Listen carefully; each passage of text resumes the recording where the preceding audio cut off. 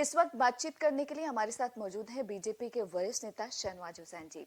सबसे पहले मुख्यमंत्री नीतीश कुमार की बात करते हैं। सर, इस वक्त वो दिल्ली में हैं और उन्होंने प्रधानमंत्री नरेंद्र मोदी से मुलाकात की है, क्या कहेंगे?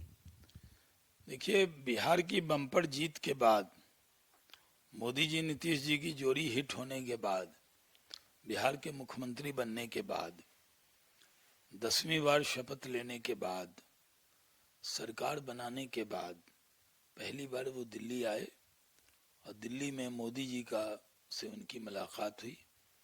मोदी जी का शुक्रिया भी अदा किया होगा, क्योंकि मोदी जी ने भी बहुत मेहनत की है और बिहार की तरक्की की नई इबारत लिखी जाएगी दोनों मुलाकात के बाद। इसके अलावा बात करते हैं संघ प्रमुख मोहन भागवत की। उन्होंने बयान दिया है कि अगर भारत की बात करें तो भारत हिंदू राष्ट्र है, इसे किसी भी संवैधानिक मान्यता की जरूरत नहीं है। इसे आप कैसे देखते हैं? सरसंघ चालक आदरणीय मोहन भागवत जी ने सही कहा है। आज संघ का प्रचारक ही भारत का प्रधानमंत्री है और सरसंघ चालक जी अगर कह रहे हैं कि भारत हिंदू राष्ट्र है तो भारत हिंदू राष्ट्र है और हिंदू राष्ट्र में सबके लिए सम्मान है। राष्ट्रीय स्वयंसेवक संघ के हिंदू राष्ट्र की कल्पना में किसी को छोड़कर चलने की बात नहीं है। सबका साथ है उसमें, सबका विश्वास है उसमें, सबका विकास है उसमें। राष्ट्र पहले फिर हम बाद में, ये सिद्धांत लेकर चलने वाले लोग हैं। तो भारत अगर हिंदू बहुल है, सेक्युलर डेमोक्रेटिक स्टेट है, ये तो जोड़ा गया 75 में, इमरजेंसी के दौरान इसको जोड़ा गया। तो इसलिए संवैधानिक मान्यता की बात जहां तक है तो संवैधानिक मान्यता कहने को कही जा सकती है, ऐसे सब लोग मानकर चलते हैं कि भारत हिंदू राष्ट्र है। देखा जाए तो आरएसएस को लेकर तमाम तरीके की बयानबाजी भी आती है और ऐसे में संघ प्रमुख का ये कहना कि संघ केवल हिंदुओं का नहीं बल्कि मुसलमानों का भी उसमें स्वागत है। आपको लगता है कि समाज में एक अलग सकारात्मक संदेश जाएगा? संघ पर अधिकार स्वयंसेवकों का होता है। अब स्वयंसेवक हिंदू भी हो सकते हैं, मुस्लिम भी हो सकते हैं। संघ ने कभी भी मुस्लिम को रोका नहीं। सरस्वती शिशु मंदिर में हजारों मुस्लिम बच्चे पढ़ते हैं। हम लोग भी 90 से संघ से जुड़े हैं, बीजेपी से जुड़े हैं, तो कहीं भी कोई मुस्लिम के लिए कोई भेदभाव संघ में नहीं है। कई लोग व्यक्तिगत मत रखते होंगे और उसको अपना संघ का मत बता देते होंगे, लेकिन सरसंघ चालक जी ने एक नहीं अनेक बार कहा है कि संघ मुसलमानों के लिए भी है। देखा जाए तो हुमायूं कबीर ने जिस तरीके से बाबरी मस्जिद पश्चिम बंगाल में बनाने की बात कही है, यहाँ तक कि नींव भी रख दिया है।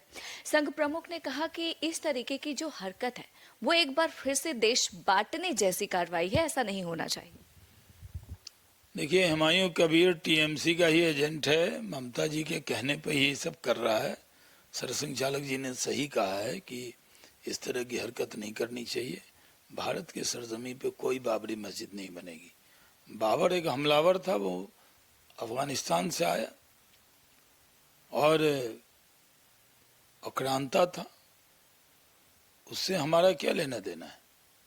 अगर हुमायूं कबीर को मस्जिद बनानी तो अपने नाम पे बना लेता, उसके नाम में भी कबीर है। पैगंबर के नाम पर, सहाबा के नाम पर, औलिया के नाम पर, और कोई नाम नहीं पसंद था तो अपने अब्बा के नाम पे बना था। बाबर कौन लगता है उसका। एक अंतिम सवाल, जिस तरीके के हालात बांग्लादेश में बने हुए हैं खासतौर पर हिंदुओं को लेकर, संघ प्रमुख मोहन भागवत ने तो चिंता जाहिर की, आप क्या सोचते हैं? बहुत दुखद है बांग्लादेश की घटना। जिस तरह एक हिंदू को मारकर पेड़ से टांग कर जिंदा जला दिया गया, इसकी जितनी भी निंदा की जाए कम है। बांग्लादेशी इस्लाम के नाम पर धब्बा हैं, दाग हैं। जिस तरह की वो हरकत कर रहे हैं, वो इस्लाम को भी बदनाम कर रहे हैं। बांग्लादेशियों को सबक सिखाना चाहिए। मेरी भारत सरकार से मांग है कि बांग्लादेश सरकार को कड़ी चेतावनी देनी चाहिए।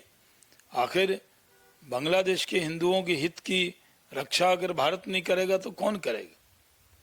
एक ही हिंदू बहुल देश है जो हिंदू की चिंता कर सकता है। ऐसे भी जो बांग्लादेश में जिनका धर्म खतरे में है वो हमारे देश में आए हैं, तो उनको हमने सिटीजनशिप अमेंडमेंट एक्ट के तहत नागरिकता दी है। और अगर बांग्लादेशियों का धर्म वहाँ खतरे में रहेगा तो वो भारत आएंगे तो उनको नागरिकता देना चाहिए सरकार को। आज बांग्लादेश में कोई भी हिंदू सुरक्षित नहीं है, उन्माद का माहौल है। शेख हसीना ने भी उसकी निंदा की है।